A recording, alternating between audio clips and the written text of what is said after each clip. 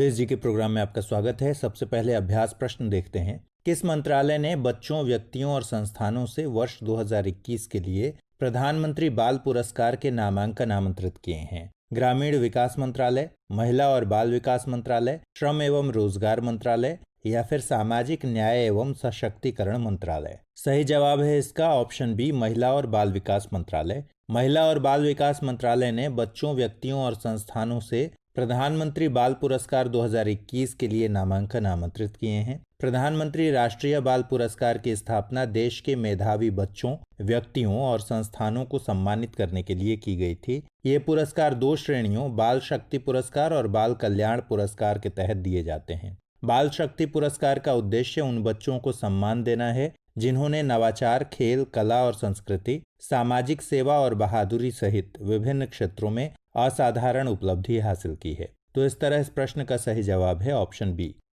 हमारे वीडियो अंग्रेजी में देखने के लिए फॉलो करें हमारा ही दूसरा यूट्यूब चैनल दृष्टि IAS इंग्लिश।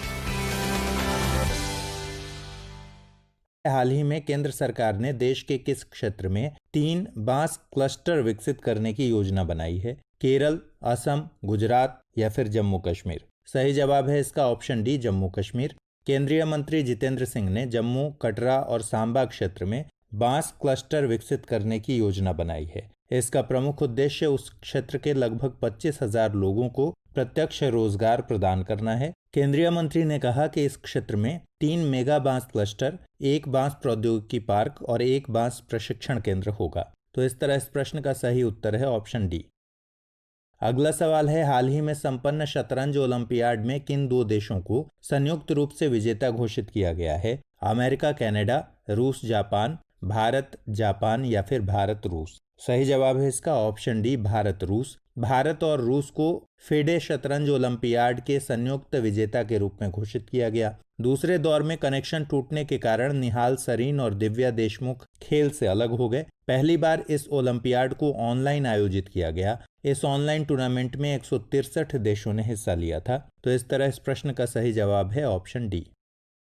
अगला सवाल है, हाल ही में दक्षिण पश्चिम रेलवे की पहली roll on roll of RORO सेवा की शुरुआत की गई है। यह सेवा किन 2 राज्यों के बीच शुरू की गई है? कर्नाटक, महाराष्ट्र, गोवा, कर्नाटक, महाराष्ट्र, केरल, तमिलनाडु, गोवा? सही जवाब है इसका ऑप्शन ए, कर्नाटक, महाराष्ट्र। कर्नाटक के मुख्यमंत्री BS येदियुरप्पा ने हाल ही में वीडियो कॉन्फ्रेंसिंग के माध्यम से कर्नाटक, महाराष्ट्र के बीच दक्षिण पश्चिम रेलवे की पहली रोल ऑन रोल ऑफ यानी रोरो सेवा को शुरू किया है। यह सेवा बेंगलुरु में नेलमंगला और महाराष्ट्र के बेल यानी सोलापुर के बीच शुरू की गई है। रोल ऑन रोल ऑफ सेवा सड़क और रेल परिवहन की सर्वोत्तम विशेषताओं का संयोजन है। यह अतिरिक्त लाभ के साथ एक मल्टी मॉडल डिलीवरी मॉडल है जो कई ट्रांसपोर्टरों के लिए महत्वपूर्ण साबित होता है। यह सेवा सामानों और आवश्यक वस्तुओं की तेज आवाजाही सुनिश्चित कर ट्रकों द्वारा गंतव्य तक पहुंचने में लगने वाले समय को कम कर देती है। इस तरह इस प्रश्न का सही जवाब है ऑप्शन ए।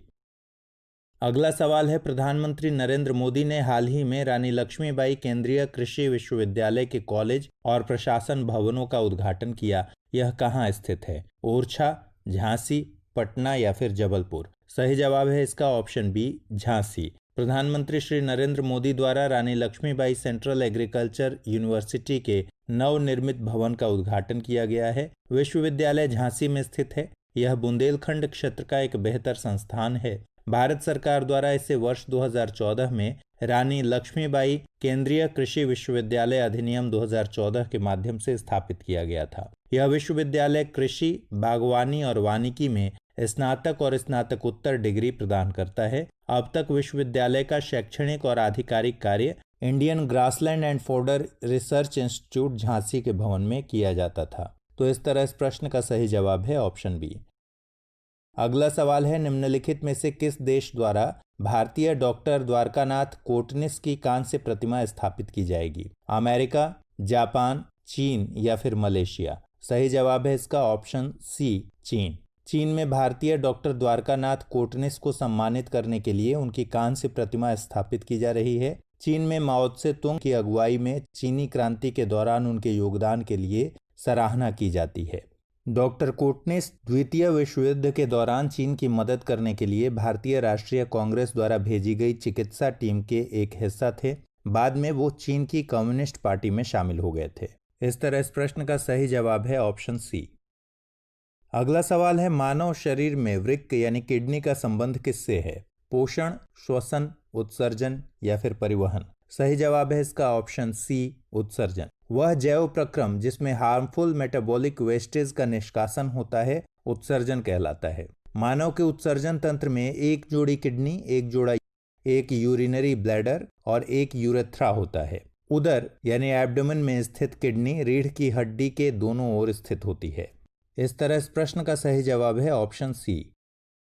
अगला सवाल है, निम्नलिखित में से क्या स्वपोषी पोषण यानी ऑटोट्रॉफ न्यूट्रिशन के लिए आवश्यक है? कार्बन डाइऑक्साइड और जल, क्लोरोफिल, सूर्य का प्रकाश या फिर उपरोक्त सभी? सही जवाब है ऑप्शन डी, उपरोक्त सभी। सभी जीवों में ऊर्जा और पदार्थ की समान रूप से जरूरत होती है, लेकिन इसकी आपूर्ति भिन्न भिन्न तरीकों से होती है। कुछ जीव कार्बनिक स्रोतों से कार्बन डाइऑक्साइड तथा जल के रूप में सरल पदार्थ प्राप्त करते हैं। ऐसे जीव स्वपोषी कहलाते हैं जिनमें सभी हरे पौधे और कुछ जीवाणु शामिल हैं। विषमपोषी जीव उत्तरजीविता के लिए प्रत्यक्ष या परोक्ष रूप से स्वपोषी जीवों पर आधारित होते हैं। स्वपोषी जीवों की कार्बन और ऊर्जा की जरूरतें प्रकाश संश्लेषण की प्रक्रिया द्वारा पूरी होती हैं। प्रकाश संश्लेषण की प्रक्रिया क्लोरोफिल और सूर्य के प्रकाश में पूरी होती है। इस तरह इस प्रश्न का सही जवाब है ऑप्शन डी। अगला सवाल है, रक्तदाब को किस यंत्र से मापा जाता है? इलेक्ट्रोकार्डियोग्राफ, स्फिग्मोमैनोमीटर, पेसमेकर या फिर ऑटो एनालाइजर? सही जवाब है इसका ऑप्शन बी। रुधिर वाहिकाओं की भित्ति के विरुद्ध जो दाब लगता है उसे रक्तदाब कहते हैं। यह दाब शिराओं यानी वेन्स की अपेक्षा धमनियों यानी आर्टरीज में ज्यादा होता है। सामान्यतः प्रकुंचन दाब सिस्टोलिक प्रेशर लगभग 120 mm पारा यानी लगभग 120 मिलीमीटर्स ऑफ मरकरी और अनुशीथिलन दाब यानी डायस्टोलिक प्रेशर लगभग 80 mm पारा यानी 80 मिलीमीटर्स ऑफ मरकरी होता है। रक्तदाब को स्फिग्मोमैनोमीटर से मापा जाता है। तो इस तरह इस प्रश्न का सही जवाब है ऑप्शन बी। अगला सवाल है, निम्नलिखित में से कौन सा एक पादप हार्मोन है? Insulin, thyroxine, oestrogen, cytokinin? सही जवाब है इसका option D, cytokinin. Thyroxine, oestrogen, adrenaline, testosterone और इंसुलिन इत्यादि जंतु हार्मोन हैं। ऑक्सीजन, जिब्बेरेलिन और साइटोकाइनिन पादप हार्मोन्स के उदाहरण हैं। जिब्बेरेलिन नामक पादप हार्मोन पौधों के तने की वृद्धि में सहायक होता है। साइटोकाइनिन नामक हार्मोन पौधों में कोशिका विभाजन को प्रेरित करता है। पत्तियों का मुरझाना इसी हार्मोन के प्रभाव के कारण होता है। तो इस तरह इस प्रश्न का सही जवाब है ऑप्शन डी। अगला सवाल है, लार में कौन सा एंजाइम पाया जाता है? पेप्सिन, लार एमिलेज, ट्रिप्सिन या फिर अग्नाशय लाइपेज? सही जवाब है इसका लार एमिलेज। सलाइवरी ग्लैंड्स से एक रस निकलता है जिसे लार कहते हैं। जो भोजन हम ग्रहण करते हैं उसे छोटे छोटे टुकड़ों में तोड़ने का काम जैव उत्प्रेरक करते हैं जिन्हें हम एंजाइम कहते हैं। लार में भी एक एंजाइम होता है जिसे सलाइवरी एमिलेज कहते हैं। यह स्टार्च जैसे कॉम्प्लेक्स मॉलिक्यूल्स को शुगर में तोड़ने का काम करता है। तो इस तरह इस प्रश्न का सही जवाब है ऑप्शन बी।